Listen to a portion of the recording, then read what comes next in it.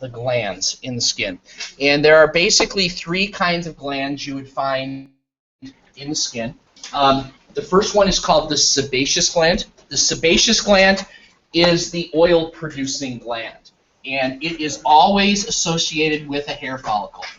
So whenever there's a hair follicle, whether this is a hair follicle on your arm or your scalp, wherever, there is always going to be a sebaceous gland with every single one of these. Even in some of the hair follicles that don't have noticeable hairs, you're still going to have the sebaceous gland. On your forehead, you have a whole bunch of hair follicles. You can see the pores of them.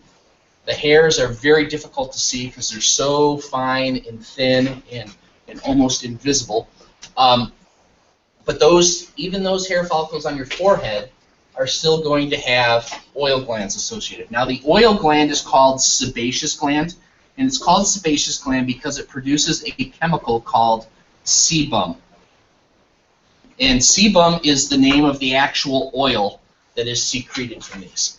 And I mentioned this yesterday, but the oil is responsible for two main jobs. One, it moisturizes the hair and keeps the hair from drying out and cracking and splitting and those kind of things. The other thing the oil does is it comes out onto the surface of the skin and does the same for the skin. It acts as a moisturizer for the skin.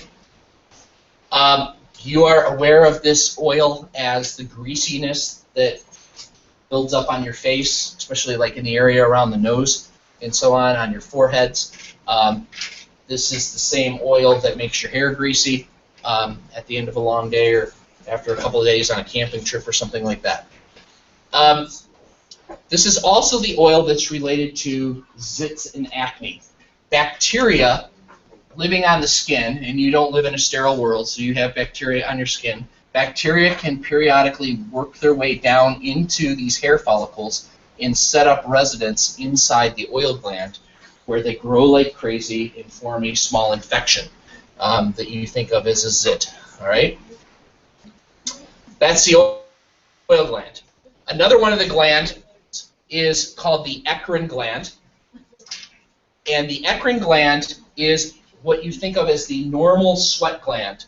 This is a gland where the main part of the gland, what we call the fundus of the gland, is located very deep in the dermis, and it has a duct, a little passageway that kind of works its way all the way directly to the surface of the skin. It is not connected to a hair follicle. It comes out somewhere else. Guys, can you be quiet, please?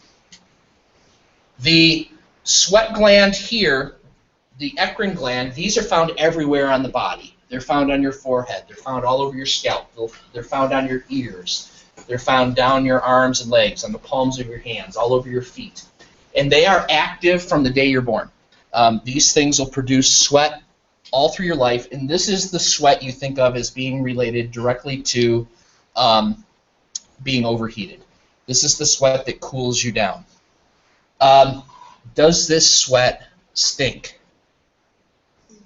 No, it's just wet. It's a little bit salty when it drips down your forehead into your eyes. You have that burny salt sensation in your eyes. There's a little bit of uric acid in there, which is also found in urine, but that's not to say sweat is the same as urine. They have some common ingredients with each other, but overall they're very different. That's the eccrine gland, normal sweat. Apocrine glands, this other one here, apocrine glands are, first of all, not found everywhere in the body, and they're not active for your entire life. Apocrine glands are found primarily in the armpits or in the groin. They're associated with the armpit hairs or the pubic hairs. And notice that these glands do not go straight to the surface. They come out onto the actual hair follicle. All right? These glands do not start producing anything until early puberty. Somewhere around 4th or 5th grade, if you visit the elementary classrooms, you'll notice. These are the glands that do, in fact, produce stinky sweat.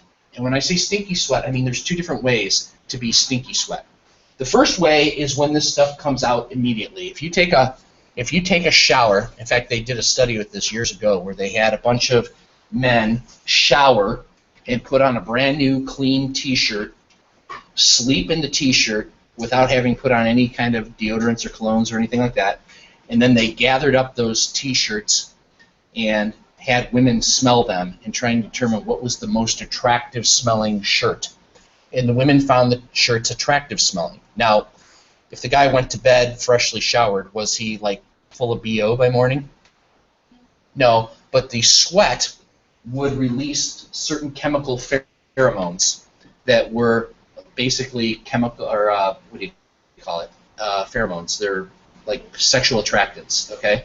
And this is what is released from this kind of sweat. Now that's different than body odor. The same sweat that contains the pheromones also contains a nutrient balance that is very, very attractive to certain types of bacteria as well. And when this moisture smears across the undersurfaces of the arm, let's say, a place where the arms are down most of the time, that moisture is allowed to just kind of linger. Bacteria find that place warm, it's moist, and it's filled with certain nutrients, and the bacteria go crazy on it. And as the bacteria are living their life on the surface of the skin, they are releasing gases. And those gases we refer to as body odor. So the smell of this actual sweat is nowhere near as offensive as the smell of the body odor, which comes from the bacteria living in this sweat. Do you get the difference there? Now, deodorants and antiperspirants, how do they work? First of all, they're very different chemicals. A deodorant is something you smear across the surface of the skin, and it's designed to do two things. Number one, and most importantly, it prevents the growth of the bacteria. It's a chemical that the bacteria find inhospitable to their own life, and therefore you don't grow the bacteria and you don't stink. The other thing the deodorants do is they also contain some kind of pleasant smelling something or other.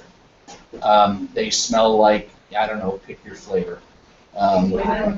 Flavor? Okay, pick your scent. Is that a better? Yeah. Like, you shouldn't lick your armpits and taste them.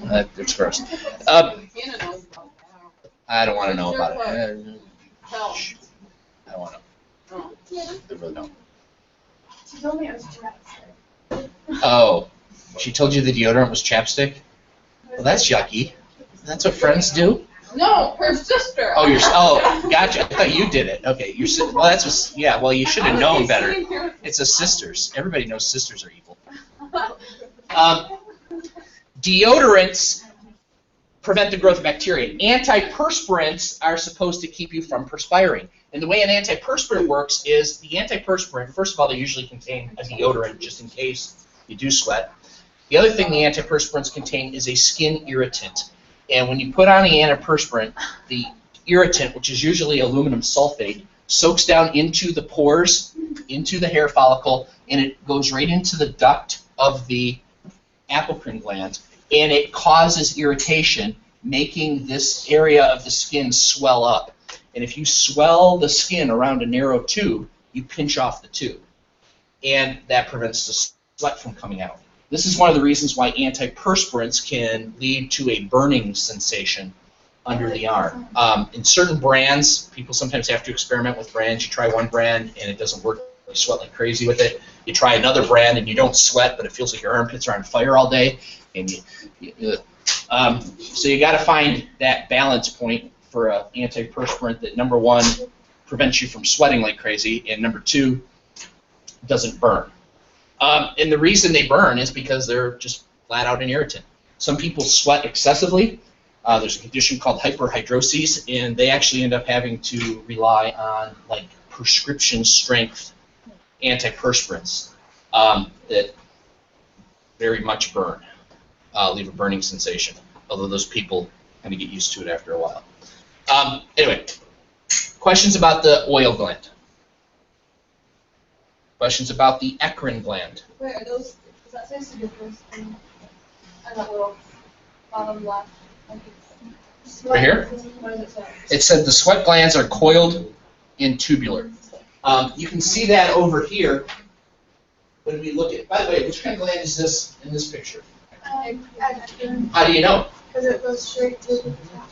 Perfect. If it came out on a hair follicle, we know it was apocrine. Because it goes all the way to the surface, it's apocrine. And this is what they're saying. It's a coiled base. Under a microscope, it's going to look a little different. I'll show you a photograph of that in a second. Questions about either the eccrine or the apocrine type glands? All right. Eccrine glands, check out the density. Eccrine glands over the whole body, depending on the body part, you have somewhere between 150 and 300 of these things per square centimeter. So if a square centimeter is literally that big, you've got at least 150 sweat glands crammed into that. And that's on the less sweaty areas of the body. The more sweaty areas of the body, you're going to have like 300 of them things. A lot of sweat glands. We are extremely efficient at creating sweat. This is, for humans, the primary method by which we cool our bodies down when we're overheated. A lot of other animals pant and use their lungs to get rid of excess heat. Humans rely primarily on sweat. What would happen? Sorry. Well, when we can, we don't actually call it pant. I mean, the difference between panting and breathing heavy is the purpose for which you're doing it. If you're breathing very, very quickly because your body is just overheated and you're a dog, it's called panting. If you're breathing very, very quickly because you're running a race and you're a human, it's because you just need oxygen and you're breathing fast to get it. So, like, what if we were hot and we started panting? Panting, two things would happen. Number one, it would lower your body temperature a little bit because every time you breathe, you do exhale heat. If you don't believe me, just think about next time you're outside in the cold and you breathe on your fingers to warm them up. You know there's heat coming out of your mouth every breath. The other thing that would happen, because you're a human, though, is if you start panting on purpose to try and cool down, you're going to actually hyperventilate yourself. You're going to clear your body of too much carbon dioxide, and that changes the chemistry of your blood. It causes your blood to become extra alkaline, and that can actually lead to you passing out and so on, at which point in time your brain will kick in and make you breathe at a more normal pace. Okay, so so sweat glands, those are the eccrine glands. You've got gobs of them. Apocrine glands are a little more rare because they're only in a couple areas of the body. Here's what a typical sweat gland looks like under the microscope. Doesn't matter if it's apocrine or eccrine. You see distinct rings of cells, usually stratified cuboidal. You can see 2 rows of cuboidal cells around that lumen. And you see them in little donut rings. All right? That's the typical appearance of a sweat gland. If you look at a oil-producing gland, they look a little bit more like fat. The difference between this and actual fat are the presence of all these nuclei. If you were to erase these nucleuses from this image, it would look just like fat to me. So it looks like fat with nuclei, and that's kind of appropriate when you consider the fact that these are oil-producing cells, and fat is basically an oil. So there it is. There is a very close similarity between the oil glands and fat tissue. All right. Although these are not considered connective tissues, they are in fact considered epithelial tissues, cuboidal cells making oils. All right.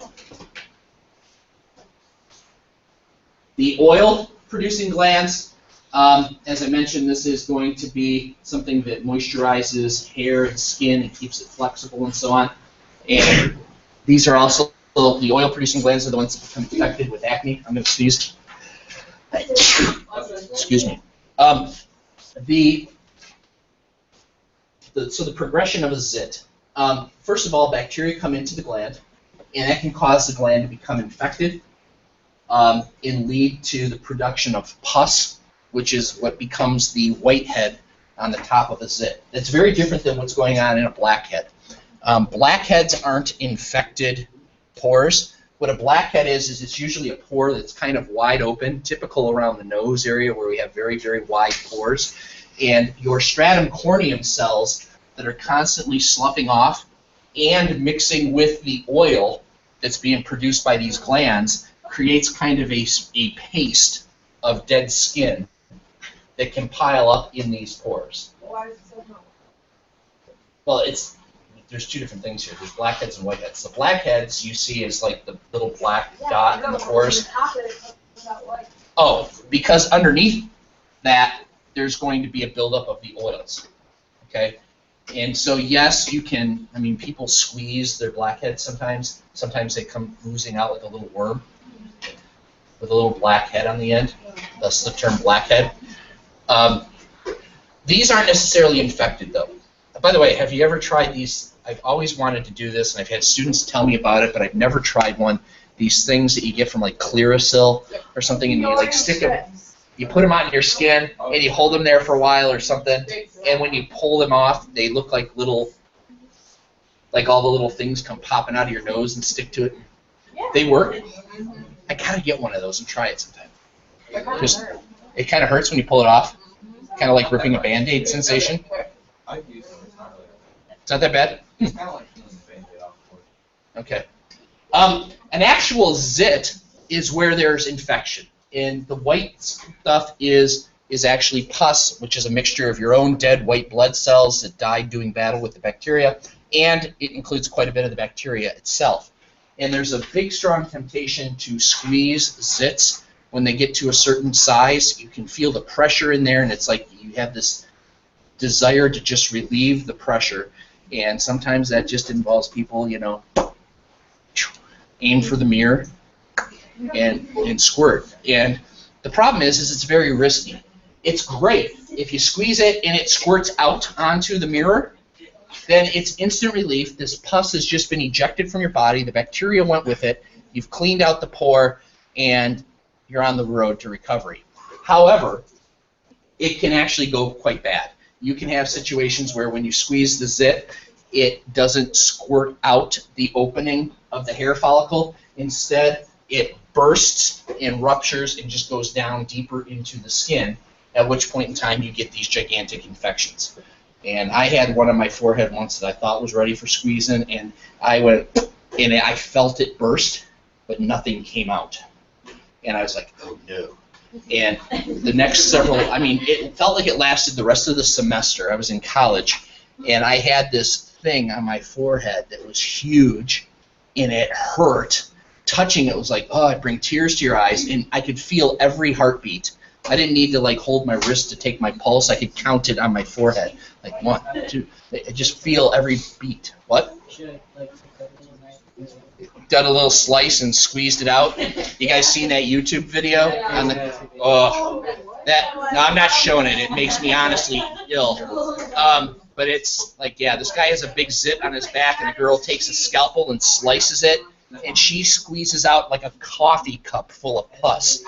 And it's like unbelievable. I can't show it in school anyway. There's tons of profanity in the video as they're squeezing this stuff out.